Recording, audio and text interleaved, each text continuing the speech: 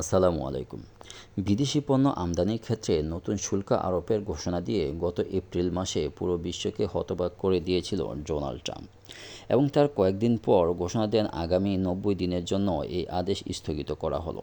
আর এই সময়ের মধ্যে নিজ নিজ দেশগুলোকে যুক্তরাষ্ট্রের প্রতিনিধিদের সাথে বসে এটা সমাধান করতে হবে, অন্যথায় যুক্তরাষ্ট্র আরোপিত শুল্কেই বহাল থাকবে।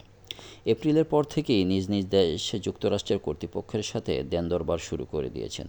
একটা উল্লেখ্য বিষয় হচ্ছে, ট্রাম্প যখন ক্ষমতায় আসেন তখন তার নির্বাচনী ইস্তেহার ছিল আমেরিকা ফার্স্ট। কারণ ট্রাম্প একজন সফল রিয়েল এস্টেট ব্যবসায়ী, তাই তিনি সবার আগে যুক্তরাষ্ট্রের সুবিধাটাই আগে দেখেন।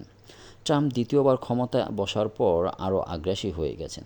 সে মিত্র শত্রু হিসেব করছে না, তার কাছে বাণিজ্যে উইন সিচুয়েশনটাই আসল মুখ্য বিষয়। তার একটাই কথা, যাদের সাথে বাণিজ্য ঘাটতি বেশি আছে তারা আলোচনায় বসো, আমাদের সাথে মিট করো। তারপর থেকেই শত্রু মিত্র বা উন্নত অনুন্নত সব দেশে আলোচনা শেষ করেছে। এক এক করে সবার নতুন শুল্ক নীতি ঘোষণা করেছে ট্রাম্প প্রশাসন।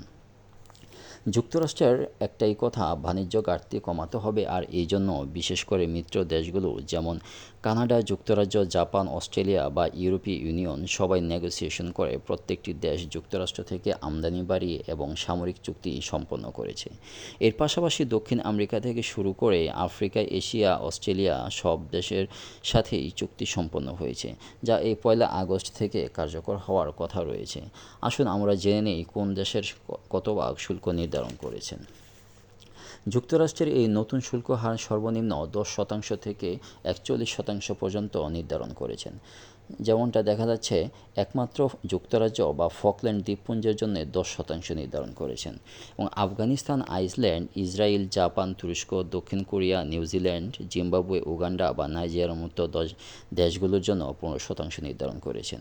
নিকারাগুয়ের জন্য 18% নির্ধারণ করেছেন। কম্বোডিয়া, ইন্দোনেশিয়া, মালয়েশিয়া, পাকিস্তানের জন্য 19%, বাংলাদেশ, ফিলিপাইন, থাইল্যান্ড, তাইওয়ান, ভিয়েতনামের জন্য 20%, ভারত, ব্রুনাই, কাজাখস্তান 25%, দক্ষিণ আফ্রিকা, লিবিয়া, আলজেরিয়ার জন্য 30%, ইরাক, সার্বিয়ার জন্য 35%, সুইজারল্যান্ডের জন্য 39%, লাওস ও মিয়ানমারের জন্য 40%, এবং সর্বশেষ সিরিয়ার জন্য 41%। এছাড়াও বিভিন্ন দেশের সাথে ভিন্ন ভিন্ন শুল্ক আরোপ নির্ধারণ করা হয়েছে।